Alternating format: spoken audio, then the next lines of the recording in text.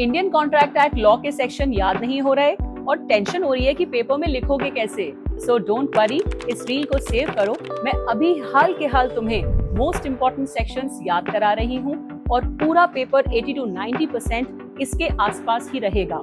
जैसे ही तुम पेपर दे के आओगे तब जरूर कमेंट में लिखना मैम इन्हीं सेक्शंस में से आया था। So let's begin the rapid fire. Section 2A offer, section 2B acceptance, section 2H contract की definition, section 2I void contract. फिर सीधे चले जाओ section 4 communication of offer and acceptance में जो रेवोकेशन वाला पार्ट है।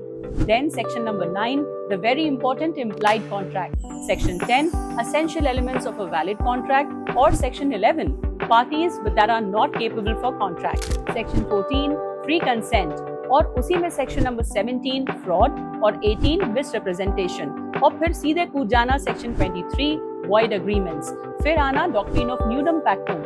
Section number 25, doctrine of privity of contract मत छोड़ना। उसके बाद तुम आना section 27 agreements in restraint of trade और उसमें गुडविल वाला एक्सेप्शन जरूर करके जाना। Section 28 agreements in restraint of legal proceedings. फिर करना 30 वेगरिंग और 31 कंटिंजेंट। फिर आना तुम सेक्शन 37 पे। जब भी परफॉर्मेंस का कोई भी क्वेश्चन आए तो उसमें 37 आराम से चिपका सकते हो। और section 39 effect of anticipatory breach. और फिर the very important 42 and 43 joint promises. फिर तुम करना section 56 the supreme important doctrine of frustration या डॉक्ट्रिन ऑफ सुपरवीनिंग इम्पॉसिबिलिटी। और उसी के साथ कर लेना सेक्शन 65 कि जब हम कोई कॉन्ट्रैक्ट कैंसिल करते हैं तो हमें बेनिफिट रिस्टोर करना पड़ता है, रेस्टिट्यूशन ऑफ बेनिफिट। उसके बाद करना तुम म्यूचुअल कंसेंट सेक्शन 62 जो कि काफी काम का है। बाद में section 68 quasi contract for minor और 71 फाइंडर ऑफ लॉस गुड्स।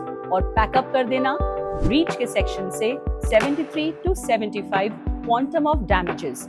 ये सेक्शंस तुम्हें जरूर काम आएंगे और मेजर पेपर इन्हीं में से आएगा। ऐसे सारे चैप्टर्स के इंपॉर्टेंट सेक्शंस अगर चाहिए हो तो एग्जाम्स तक follow me for more tips.